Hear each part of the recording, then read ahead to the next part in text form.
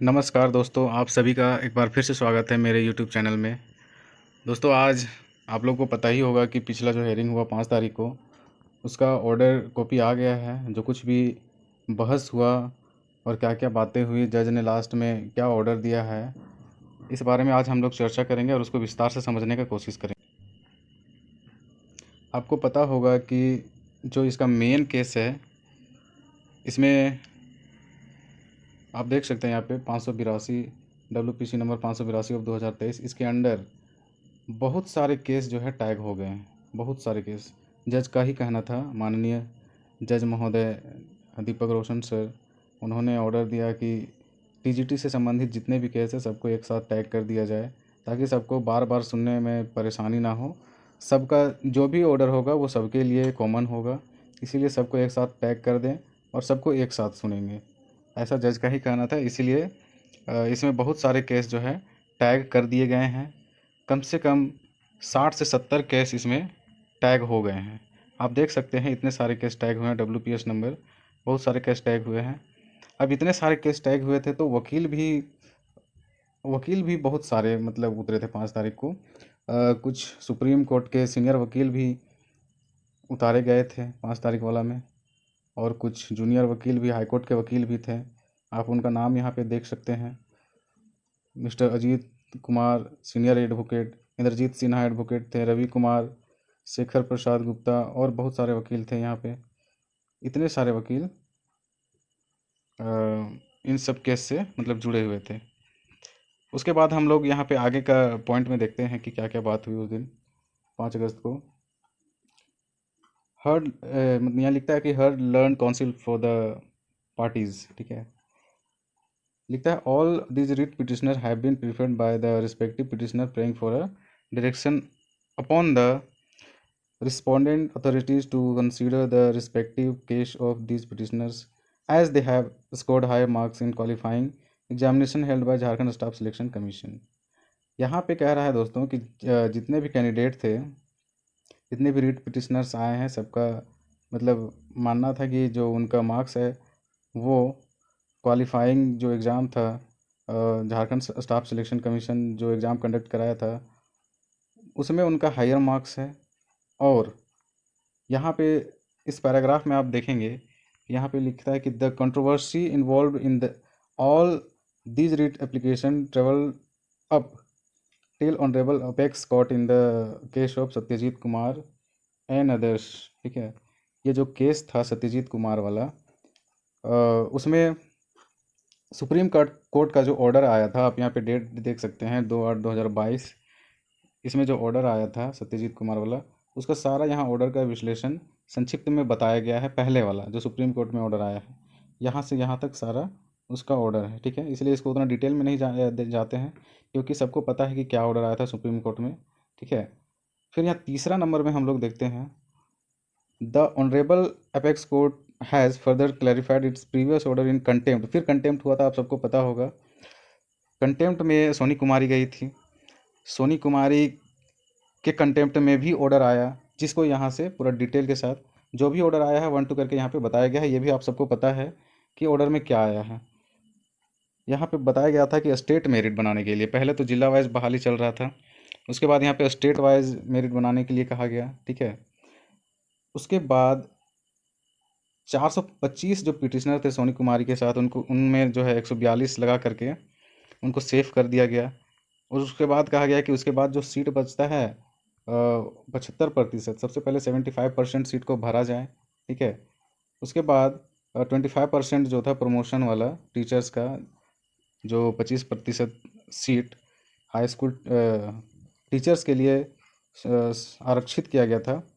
अगर उसमें कैंडिडेट नहीं होते हैं, ठीक है, योग्य कैंडिडेट नहीं आते हैं, तो उसको फिर जो है फ्रेश कैंडिडेट से भरा जाए। ये भी ऑर्डर में आया था, आप यहाँ पे देख सकते हैं।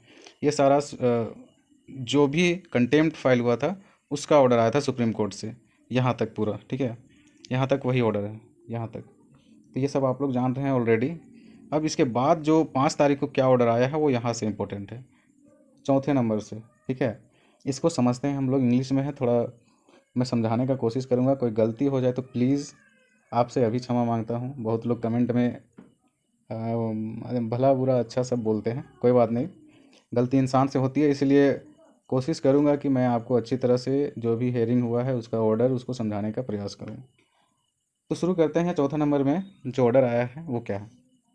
After much deliberation with respect to implementation of the Honorable Apex Court order, this court is of the view that the entire controversy with regard to consideration will be resolved by publishing the state-wise merit list on the concern website of the respondent JSSC. यहाँ पे कह रहा है दोस्तों कि ये जो भी विवाद है ये तभी ख़त्म हो सकता है जब JSSC state wise merit list, जितने लोगों का अपॉइंटमेंट किया गया है, आप यहाँ पे ध्यान रखेंगे कि जितने लोगों का अपॉइंटमेंट किया गया है सब का अगर वो अपनी वेबसाइट पर अपलोड कर देता है, ठीक है, तो विवाद का निपटारा किया जा सकता है, ये कोर्ट का मानना है, ठीक है।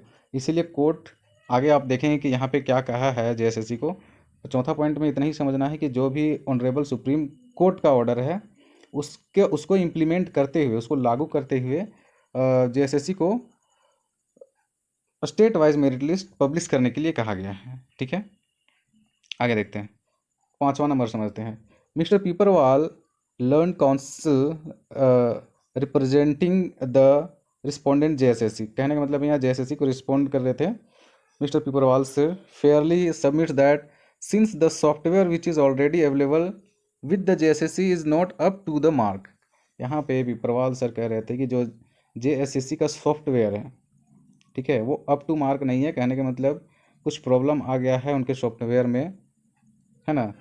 आगे कहते हैं कि and they will require about 10 days upgrading it's software and uploading the said state wise merit list. कहते हैं कि 10 दिन लगेगा इसमें, है ना, अपलोड करने में, उसको अपग्रेड करने में सॉफ्टवेयर को 10 दिन लगेगा, तो 10 दिन का समय लिया गया है। आगे हम लोग बढ़ते हैं, छठा नंबर का जो पॉइंट है उसको समझते हैं।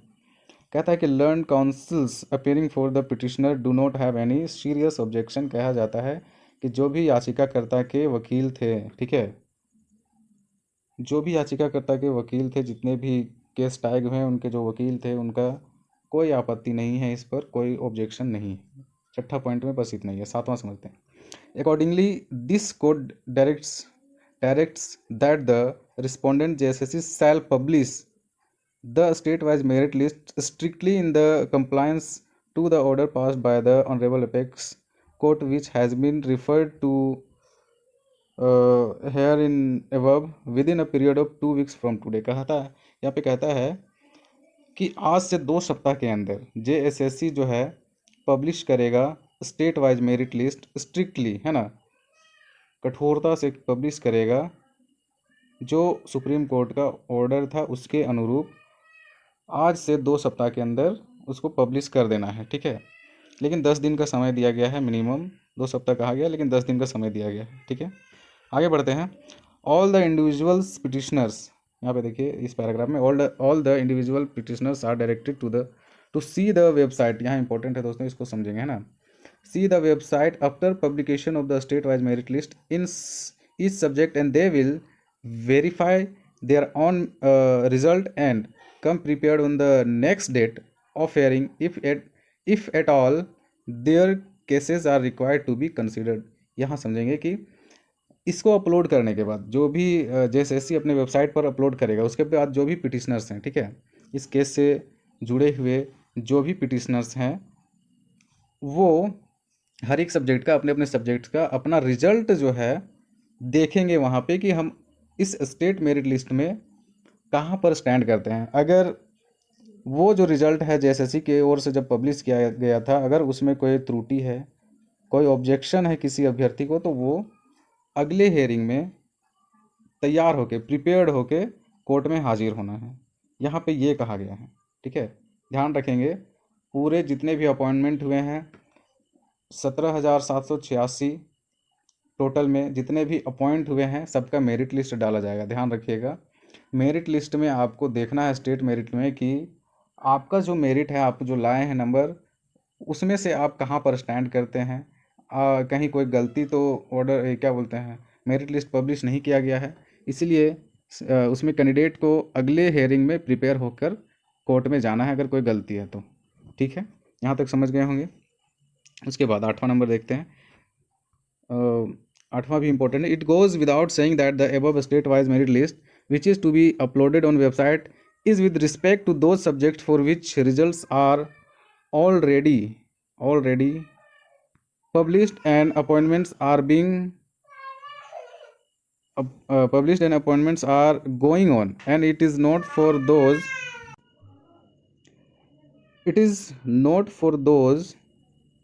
subjects where the result is not at all published and the process is underway। बहुत इंपॉर्टेंट है ये भी, ठीक है, वेरी वेरी इंपॉर्टेंट। यहाँ पे कहा गया है दोस्तों कि ये जो ऑर्डर है कहता है it goes without saying that the above state wise merit list which is to be uploaded on website is with respect to those subjects. आ जाता है कि जो भी आदेश दिया गया है वेबसाइट पे अपलोड करने का, ये उन सब्जेक्ट्स के लिए है जिनका अपॉइंटमेंट कंप्लीट हो गया है, ठीक है, जिनका सारा रिजल्ट दे दिया गया है ना, और अंतिम अभ्यर्थी का कट ऑफ भी दे दिया गया है, उनका पब्लिश किया जाएगा। और यहाँ पे लास्ट में लिखता है कि it is not for those subject where the result is not at all published. कहता है कि अगर किसी सब्जेक्ट्स का अंतिम अभ्यर्थी का कट ऑफ नहीं दिया है, अब अंतिम अभ्यर्थी का कितना में रिजल्ट हुआ है, अगर वो नहीं दिया है और उसका प्रोसेस चल ही रहा है, तो उसका जो है पब्लिश नहीं किया जाएगा। यहाँ 8वां नंबर में जहाँ तक मुझे समझ में आ रहा है कि यही कहा गया है, ठीक है, इसको थोड़ा आप लोग ध्यान में रखेंगे। उसके बाद अंतिम हम लोग देखते हैं 9th number. In the view of the aforesaid direction list all these cases on 5/9/2024। ये 9वां नंबर सिर्फ अगले डेट के लिए, जो शिक्षक दिवस के दिन 5 सितंबर 2024 को अगला हेयरिंग इसको रखा गया है। जज साहब यहाँ पे बोल भी रहे थे कि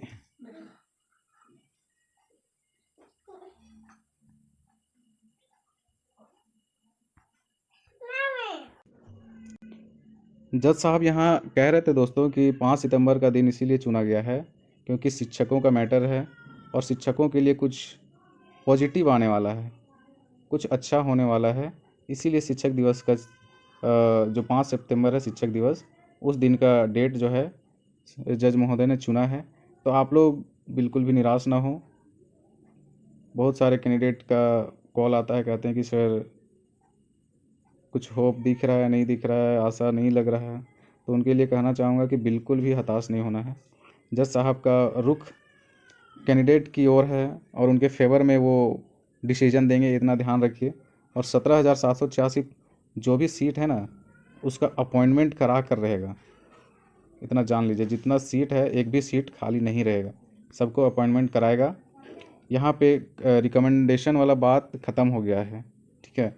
अपॉइंटमेंट दिखाना होगा जेएसएससी को, वो फंस चुका है जेएसएससी और सरकार, झारखंड सरकार भी, इसीलिए चिंता करने की आवश्यकता नहीं है। आप लोग उम्मीद रखें कोर्ट पे, कोर्ट जो भी आदेश देगा वो छात्रों के हित में ही देगा। अगले हेयरिंग पे फिर मिलते हैं दोस्तों, तब तक के लिए वेट एंड वॉच और हेयरिंग का इंतज़ार कीजिए। धन्यवाद, फिर मिलते हैं।